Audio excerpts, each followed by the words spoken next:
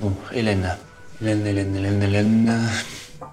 Écoute, Hélène, j'ai du mal avec ce qui se passe. J'aimerais qu'on arrête. Hélène, dans la vie, des fois, dans la mort.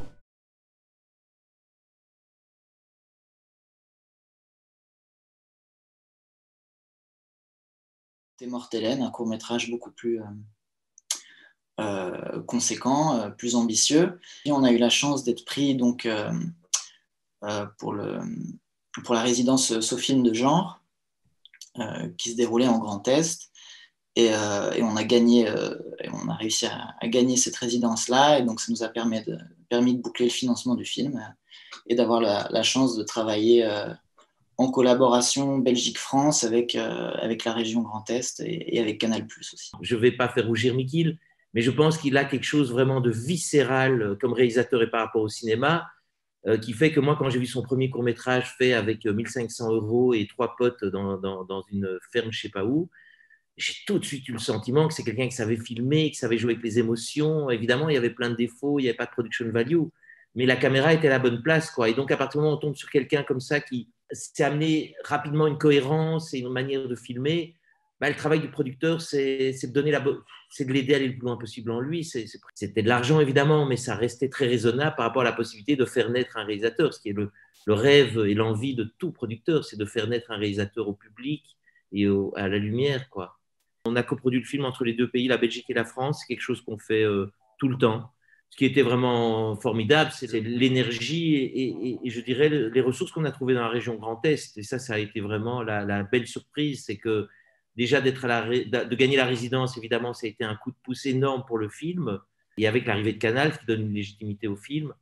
Et puis après, il y a eu une super synergie parce qu'effectivement, on n'a pas pu faire de tournage en région Grand Est parce que ça nous semblait plus cohérent de faire en Belgique le tournage où une partie de l'équipe se trouvait.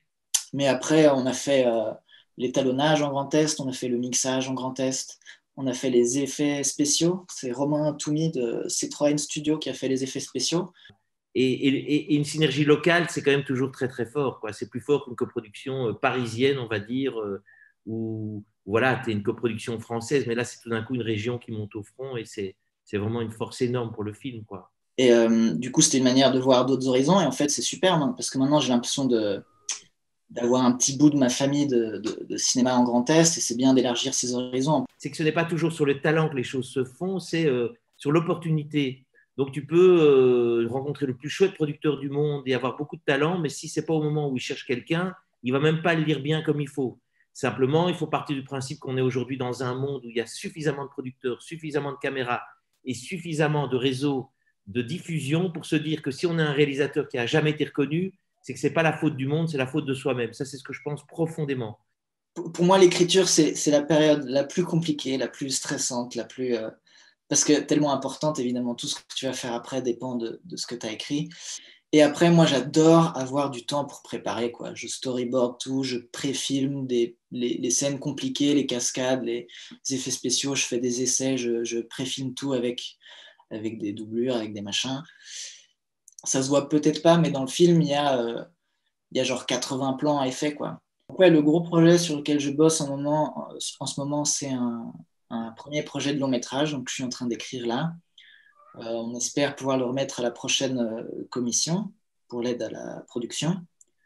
Voilà, c'est vraiment le début, mais on est assez excités. Ça reste, donc on quitte le fantastique, mais ça reste quand même un film de genre. Voilà, plutôt thriller nocturne. Je pense qu'il faut mettre de soi dans tout et vraiment faire les choses avec beaucoup de sincérité.